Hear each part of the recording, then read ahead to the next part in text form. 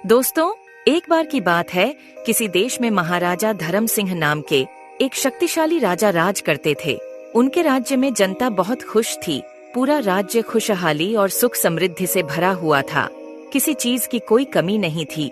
उनके राज्य में वीर नाम का एक बुद्धिमान लड़का रहता था, जो किसी भी बड़ी से बड़ी समस्या का समाधान चुटकियों में कर देता था। आसपास के लोगों को जब भी कोई समस्या होती तो लोग उसके पास चले जाते और उन्हें उसका हल मिल जाता।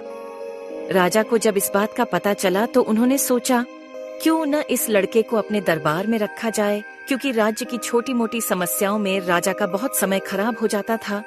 राजा ने उसको बुलाया और कुछ प्रश्न पूछे, जिनका वीर ने बहुत सटीक उत्तर दिया।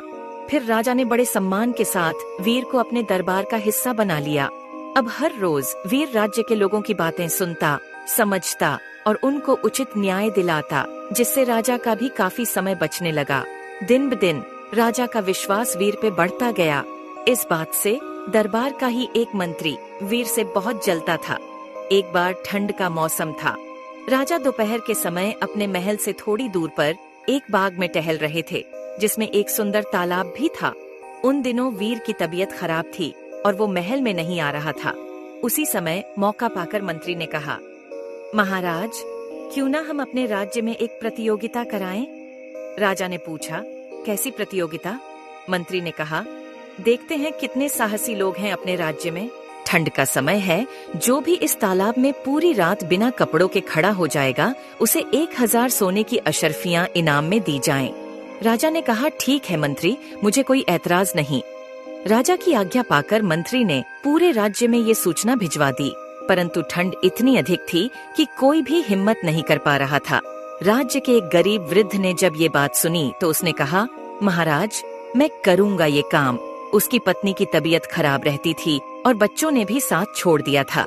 वृद्ध के पास इलाज कराने के पैसे नहीं थे। उसने सोचा, जिंदा रहने का क्या फायदा जब अपनी पत्नी का इलाज न करा सकूं। रात हुई।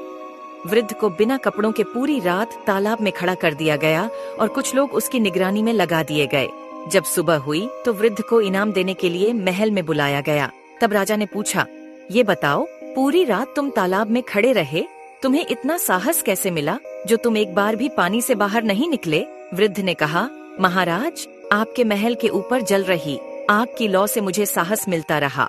पूरी रात मैं यही सोचता रहा कि बस अब लौ बुझने वाली है और सवेरा हो जाएगा।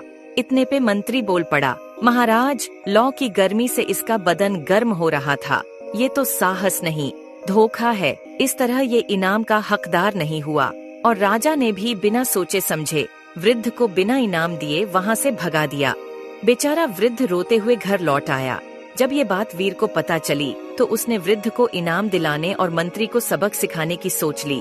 उसने राजा को एक पत्र लिखा, महाराज, मैं बिल्कुल ठीक हूँ और काम पे वापस आना चाहता हूँ। राजा ने खुश होकर अपने एक सैनिक को वीर के पास भेजा और जल्दी ही वापस लाने को कहा, परंतु वीर ने ये कहकर आने से मना कर दिया कि मैं अभी खाना पका रहा हूँ और जब मेरा खाना पक जाएगा तो मैं खाना खाकर आ जाऊंगा। जब राजा ने ये बात सुनी तो थोड़ा चकित हो गए, पर अगले दिन उन्होंने फिर एक सैनिक को भेजा। वीर ने फिर से वही जवाब दिया और सैनिक को वापस कर दिया। ऐसे ही राजा ने एक एक करके रोज अलग अलग सैनिकों और मंत्रियों को भेजा, परंतु सभी से उसने यही बात कही।